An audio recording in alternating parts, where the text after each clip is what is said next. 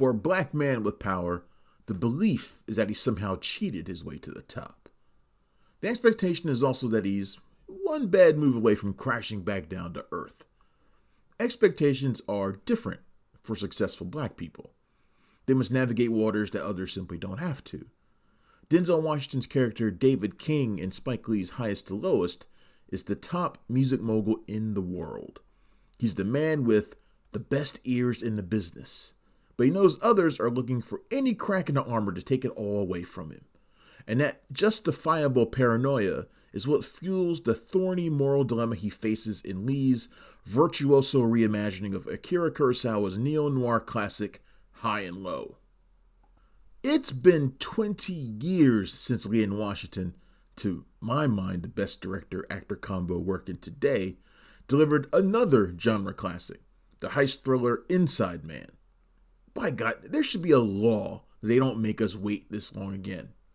As great as they are individually, they are miles better together. One just elevates the other.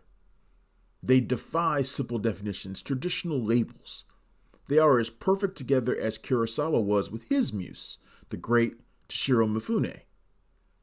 And just as High and Low was a naughty moral drama presented as a police procedural, Highest to Lowest explores race, greed, fame, class, and so much more in the guise of a New York crime thriller. The ease with which Lee and screenwriter Alan Fox transplant the core themes of Kurosawa's film and American author Evan Hunter's book King's Ransom into a contemporary context is just intoxicating.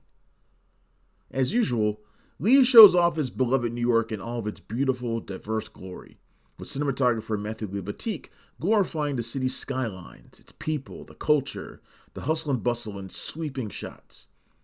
Only Lee would dare to do it to the sounds of Oklahoma's Oh What a Beautiful Morning. For any other director, it'd be sacrilege, but Lee makes it work. And he makes up for it with ease, dropping one head-nodding track after another. Even when the musical score is on the nose, like dropping James Brown's The Big Payback during a night drive to get some, payback. It's exactly what you want to hear in the moment you want to hear it. The basic contours of Kurosawa's film are there, but Lee and Washington have no qualms about making Highest to Lowest their own. In fact, the film gets better the more that they do. Those familiar will know that Washington's mogul, David King, is feeling the pinch.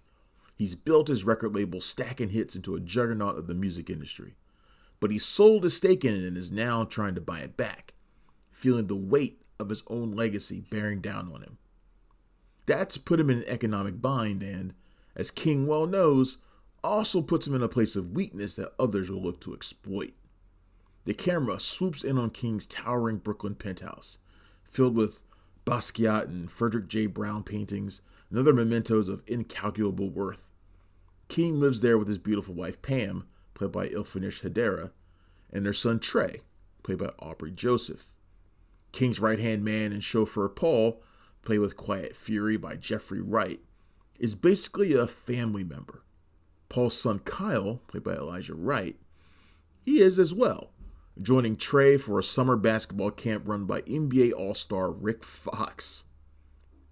While King and Paul are thick as thieves, the vast gulf in their social class and economic status is made painfully clear when a caller claims to have kidnapped Trey. The police, they show up fast enough to make Flavor Flav's head spin, and with enough force to mount an insurgency. King will do anything, pay anything, to get his son back, and the cops are all for it.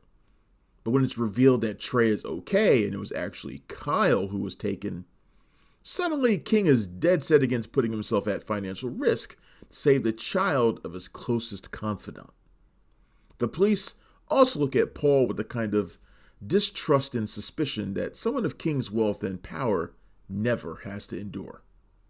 There's perhaps no better actor at playing a conflicted scoundrel than Denzel Washington.